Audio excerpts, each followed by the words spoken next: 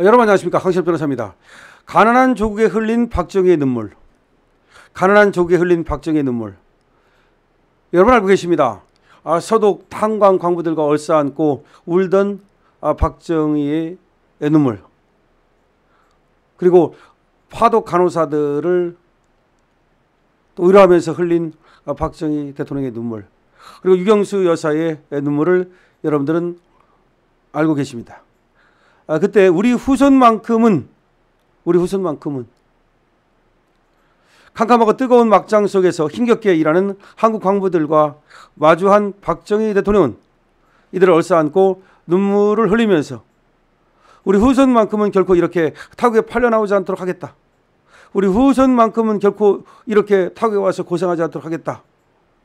라고 다짐했습니다. 그 감동 사연이 지금 전해지고 있는데요. 또 퍼블릭이 보도했습니다. 당시 박정희 대통령의 감동 사연입니다.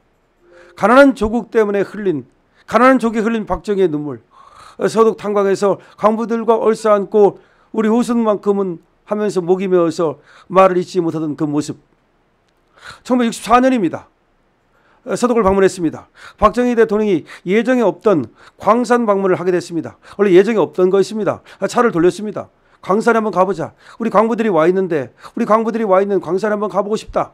1964년입니다. 서독을 왜 간 거냐면 원래는 말이죠. 그것 때문에 간 게 아니라 차관을 얻기 위해서 갔습니다. 우리나라가 저 미국에다가 차관을 좀 달라고 했는데 안 줬습니다. 왜 안 줬습니까? 박정희 대통령이 군사 혁명으로 정권을 잡았다면서 그래서 그걸 핑계 잡고 케네디가 차관을 안 줬습니다. 그래서 서독으로 날아간 겁니다. 차관을 얻으러 갔습니다. 그런데 그 바쁜 일정에도 차를 돌려서 우리 광부들이 와 있는 광산에 한번 가보고 싶다. 그래서 예정에도 없던 광산을 방문하게 된 겁니다. 당시 서독 수도 본을 떠나서 하이델베르크로 향하던 중 박정희 대통령은 라인 강변의 풍요로운 독일 풍경을 보며 가난하게 사는 우리 국민들이 불쌍해서 눈물이 난다. 며 갑자기 눈물을 흘렸습니다. 옆에 있던 서독 리브케 대통령은 자신의 아내가 만들어준 소중한 손수건을 건네며 위로했고 두 정상 사이에는 깊은 유대감이 형성됐습니다. 우리 대통령 박정희 그리고 당시의 서독 대통령 리브케 박정희 대통령이 라인 강경의 그 멋진 모습, 다시 말해 서독에 잘 사는 모습을 보면서 우리 국민이 불쌍해서 눈물이 난다면서 눈물을 흘리자 리비케 대통령이 자신의 아내가 만들어준 그 귀한 손수건을 박정희 대통령에게 건넸습니다. 그러면서 두 정상 사이에 깊은 유대감이 형성됐습니다. 이때 통역을 맡았던 분이 백경훈 박사입니다.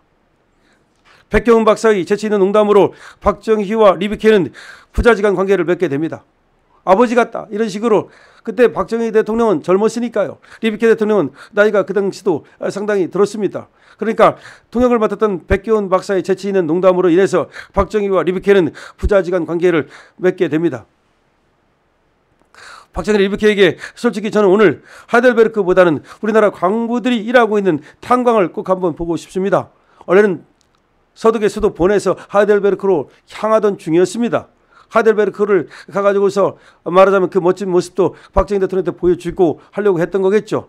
근데 거기 가는 것보다는 우리나라 광부들이 일하고 있는 탄광을 꼭 한번 가보고 싶습니다고 요청했고 리비케는 즉시 경호원들에게 차를 돌려서 디스부르크의 탄광으로 향할 것을 지시했습니다. 이거 대단한 겁니다. 원래는 일정이 없던 겁니다. 원래는 본에서 하이델베르크로 향하고 있었습니다. 그런데 바로 박정희 대통령과 깊은 유대감을 갖게 된 리비케 대통령이 바로 차를 돌렸습니다. 디스부르크 탄광으로 말이죠. 그래서 디스부르크 탄광을 가게 되는 겁니다. 갑작스러운 두 정상의 탄광 방문에 현지 디스부르크 탄광의 소장은 당황했지만 박정희 대통령은 자신과 체구가 비슷한 광부의 작업복을 요청해서 직접 갈아입고 거기서 광부의 옷으로 갈아입었습니다. 그리고서 리비케와 함께 수백 미터 지하 막장으로 내려갔습니다. 놀라운 것은 리비케 대통령도 서독의 대통령도 박정희 대통령과 함께 수백 미터 지하 막장으로 내려갔다는 사실입니다. 상당히 이거 위험할 수도 있는 겁니다. 그럼에도 불구하고 두 대통령은 수백 미터 지하 막장으로 내려갔습니다. 캄캄하고 뜨거운 막장 속에서 힘겹게 일하는 한국 광부들과 마주한 박정희는 이들을 얼싸안고 눈물을 흘리면서 캄캄하고 뜨거운 막장 거기서 내려가 가지고서 거기서 광부들과 얼싸안았습니다. 그러면서 우리 후손만큼은 결코 이렇게 타국에 팔려 나오지 않도록 하겠다고 다짐했습니다. 이 광경을 지켜보던 리비케 또한 함께 눈시울을 붉혔습니다. 당시 박정희 대통령이 광부의 옷으로 갈아입고 그 막장 속에서 찍은 사진이 지금도 존재합니다. 가난한 조국에 흘린 박정희의 눈물, 서독에서 탄광 광부들과 얼싸안고 우리 우승만큼은 일하고 그야말로 목이 매던 박정희 대통령의 그 모습, 이것이 독일로 하여금 그야말로 감동을 갖게 했고 이것이 우리에게 차관을 주는 이유가 됐습니다. 그래서 서독은 우리를 갖다가 그 이후에도 정말 전폭적으로 도와주지 않았습니까? 그래서 서독은 말이죠. 실제로 우리나라 사람들이 유학을 갈 수 있도록 많이 주선을 해줬고 그리고 학비를 받지 않고 대한민국 사람들을 많이 받아줬습니다. 그래서 우리나라 사람들이 서독에 가서 많이 법학을 비롯해서 여러 가지 음악도 그렇고 기술도 그렇고 이런 것들을 배울 수 있는 기회가 됐습니다. 물론 미국도 이승만 대통령에 의해서 많이 유학을 갔지만 사실상 이승만 대통령 때는 좀 적은 돈으로 갈 수 있었지만 나중에는 미국 가는 데는 돈이 많이 들었습니다.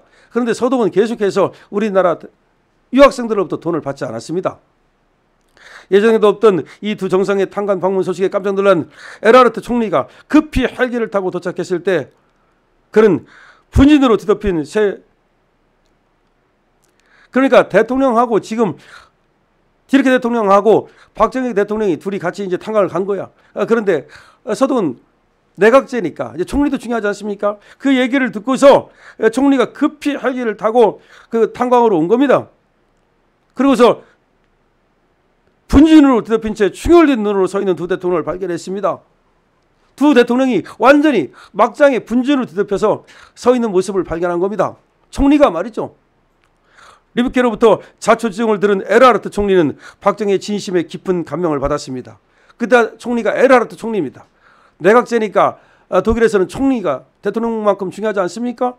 그러니까 디르케 대통령하고 일단은 우리 박정희 대통령하고 같이 하이델베르크로 가다가 박정희 대통령 요청에 의해서 탄광으로 향했고 그 탄광의 지하 막장에 내려가서 그야말로 거기서 얼싸안고 박정희 대통령이 눈물을 흘리고 이런 모습을 디르케 대통령이 옆에서 다 본 겁니다. 그런데 두 대통령이 저렇게 지금 탄광으로 향했다는 소식을 듣고서 에르하르트 총리가 달려온 겁니다.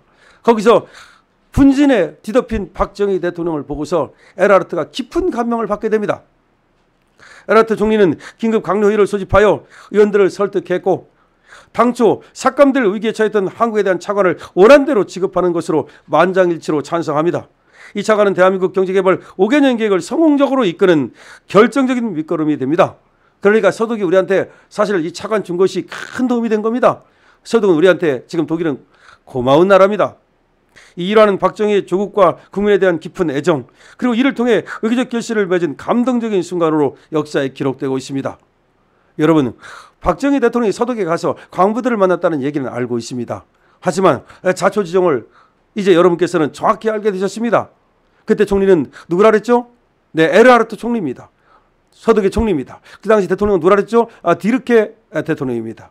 이런 분들이 박정희 대통령의 그 깊은 진심에 정말로 감동했고 그래서 차관을 박정희 대통령이 달라는 대로 원하는 대로 줬고 그것이 우리 경제개발 5개년 계획을 성공시키는 데 큰 밑거름이 됐다는 사실입니다. 박정희 대통령이 정말 어떤 분인지를 안다면 좌파들이 저렇게 박정희 대통령에 대해서 함부로 말하지 못할 것입니다.